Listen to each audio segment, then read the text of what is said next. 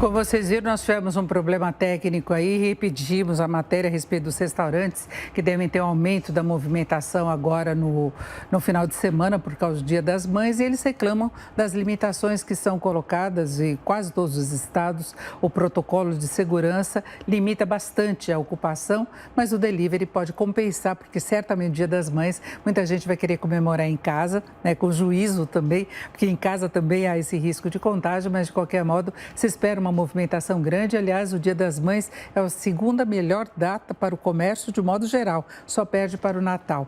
E agora sim, começou a tramitar no Senado um projeto de lei complementar que proíbe aumentar acima da inflação os preços dos alimentos da cesta básica. Esse projeto também concede às famílias carentes em situação de vulnerabilidade social o direito de receber a cesta básica durante a pandemia.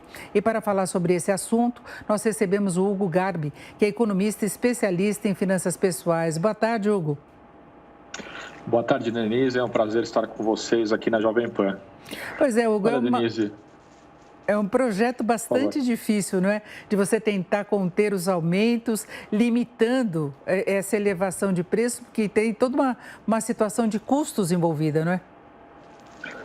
Perfeito. Olha, Denise, quando eu ouço uma notícia dessa vindo do Legislativo, principalmente do Senado, né, me entristece muito, porque já faz 80 anos que nós temos uma literatura econômica que prova que não é eficiente você conter aumento de preços por meio de legislação, né? Então, a ciência econômica, ela não funciona você ter incrementos de preço ou redução de preço por meio de legislação. Existem outras formas de você conter preço ou baixar preço, né, sem ser por meio de efeitos legislativos, né? Então, essa medida ela não é eficiente, é uma medida essencialmente arcaica, né? Se nós analisarmos os países que tentaram adotar medidas restritivas de preço, por exemplo, Argentina, Cuba, Venezuela ou até mesmo o Brasil na década de 80, isso não funcionou e não vai funcionar, né?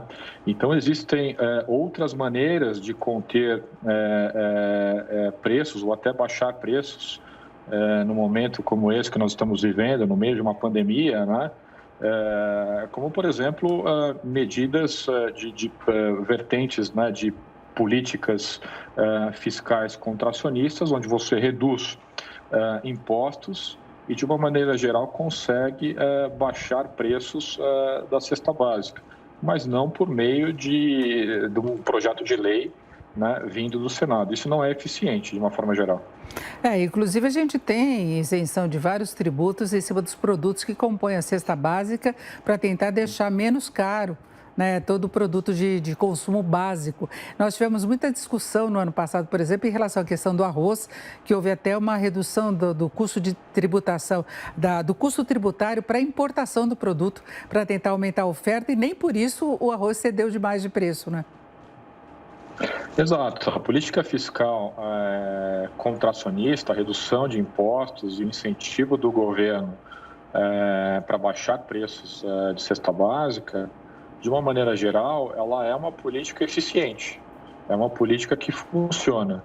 Agora, você fazer uma intervenção direta no mercado por meio de um projeto de lei, tentando forçar o comércio de uma maneira geral no mercado de livre concorrência e afetando a liberdade econômica do país, isso não funciona. Isso é um efeito nefasto para a economia. Porque o que acontece?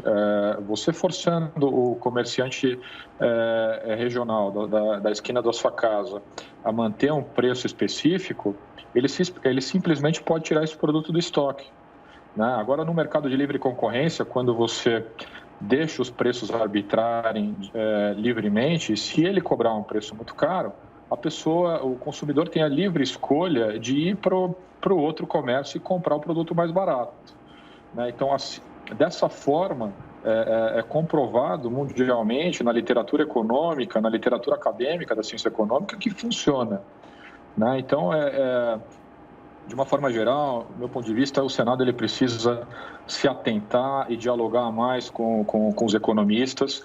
Nós temos um corpo de economistas muito rico no governo federal, né? E gastar energia com medidas que realmente funcionem, né? Medidas que vão ter uma efetividade para o consumidor de uma forma geral. E mesmo essa questão da redução da taxação sobre importação funciona quando há movimentos especulativos no âmbito doméstico. Isso acaba esfriando, né, um pouco essa pressão que se tem. No ano passado, com o pagamento do auxílio emergencial com valor mais elevado, a gente teve um aumento da demanda, o que deu margem também para aumentos abusivos de preços de vários produtos, né, que tinha uma demanda maior naquela época. Agora, pode acabar desestimulando, inclusive, o plantio. O produtor que está enfrentando custos, se não é um movimento especulativo, ele pode ficar aí desestimulado a continuar produzindo. A sua colocação é perfeita, Denise. Então, assim, quando você fixa preços, você está desincentivando toda a cadeia, desde o produtor, né? O produtor vai analisar aquele preço final e falar, bom, para mim não compensa sequer começar a produzir. Né, porque ele pode, eventualmente, os custos eles não são fixos para todos, né, não são os mesmos custos para todos os produtores, cada um tem o seu custo fixo a analisar. Então, quando você fixa esse preço, você está desincentivando essa cadeia produtiva, desde o produtor até o comerciante, aquele comerciante da esquina da nossa casa. Então, reforço, esse projeto de lei ele não é eficiente, ele é um retrocesso na literatura e na ciência econômica brasileira. Esse projeto de lei a gente volta, né, um déjà vu ali para 1986, década de 80, com o governo Sarney, quando nós tínhamos a Funab, preços tabelados. Isso não funciona. A gente precisa rever a nossa mentalidade no Brasil, a gente precisa ter uma mentalidade econômica mais liberal, mais aberta e atuar, sim, na cerne do problema. Nós temos um problema hoje no Brasil de fome, a população sem emprego, sem renda, o governo federal fazendo um esforço para injetar capital, né, com auxílio emergencial, mas esse é o cerne do problema. E esse problema nós vamos resolver com isenção de impostos, com outros tipos de incentivos, não com projeto de lei. Agora, professor, falando em finanças pessoais, a situação de fato ficou bem pior para o brasileiro de modo geral em relação ao ano passado. Nós tivemos um avanço forte da inflação no ambiente de retração de atividade, que no ano passado nós tivemos uma queda do PIB da ordem de 4%, o desemprego mais elevado, não é? E agora nós temos ainda um processo de elevação de juros que pode não ter impacto muito rápido no custo do crédito, mas nós temos várias linhas de crédito que ainda são muito caras em comparação com a Selic, que mesmo quando ela caiu a faixa dos 2%, o gerenciamento das finanças está bem mais difícil, né? Sim, o brasileiro ele está enfrentando uma situação muito delicada, porque além do desemprego endêmico, né, várias pessoas perderam seus empregos durante a pandemia, é um reflexo natural do fechamento dos comércios e da retração do mercado de serviços. Por outro lado, com o incremento da taxa de juros, nós temos o que nós chamamos de efeito pobreza, porque as pessoas que já estavam endividadas, as dívidas ficam mais caras. Né? Por outro lado, nós temos o efeito riqueza, ou seja, as pessoas que tinham aplicação financeira têm um incremento na sua taxa de juros, mas o trabalhador, aquele que está desempregado, que está endividado, sim, a situação dele tende a piorar enquanto não tem uma renda fixa. Nesse ponto, o governo federal ele tem interagido, ele tem feito e tem aplicado todas as medidas que existem na literatura da ciência econômica. O auxílio emergencial, os 500 bilhões de reais que o governo federal injetou no ano passado, se a gente for analisar, né, muita gente acha que é pouco, mas 500 bilhões de reais é o PIB da Bolívia e do Paraguai juntos. Né? Mais 200 bilhões esse ano, ou seja, mais do que isso é irresponsabilidade fiscal.